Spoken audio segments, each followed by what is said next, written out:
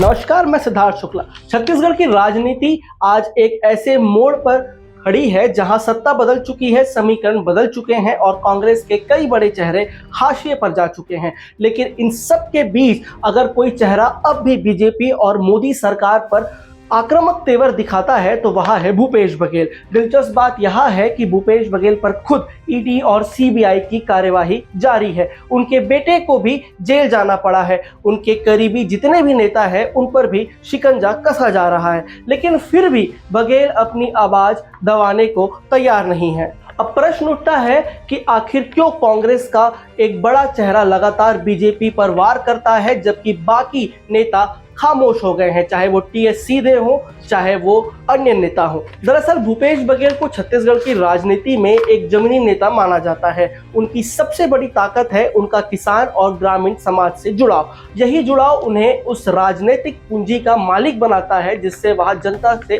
करीब से जुड़े हुए हैं, और अगर आक्रामक रूप नहीं अपनाते हैं तो धीरे धीरे उनका राजनीतिक स्पेस खत्म हो जाएगा, क्योंकि जनता भी मान लेगी कि शायद उन्होंने शराब घोटाला किया है। दूसरी बड़ी वजह है कांग्रेस का संगठनात्मक संकट। छत्तीसगढ़ में कांग्रेस की हार के बाद स्थानीय नेतृत्व बिखर चुका है।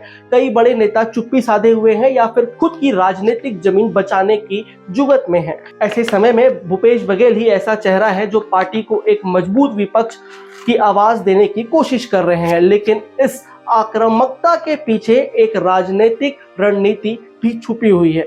बीजेपी और केंद्र सरकार की एजेंसियां जितनी कार्यवाही उनके खिलाफ करती है उतना ही वह खुद को पीड़ित के रूप में पेश करने की कोशिश करते हैं। भारतीय राजनीति में यह रणनीति नई नहीं है। अक्सर नेता जांच एजेंसियों के दबाव को जनता की सहानुभूति से बदलने का प्रयास करते हैं। बघेल भी यही कर रहे हैं। हाल ही में जब उन्होंने गृह मंत्री अमित शाह को तड़ीपार गृह मंत्री कहा तो यह केवल एक बयान नहीं था बल्कि संदेश था कि वह अभी भी पीछे नहीं हटने वाले हैं। यह बयान न सिर्फ उनके समर्थकों को ऊर्जा देता है बल्कि बीजेपी को भी यह एहसास कराता है कि विपक्ष की आवाज अभी भी पूरी तरह कमजोर नहीं हुई है। लेकिन तस्वीर का दूसरा पहलू भी है।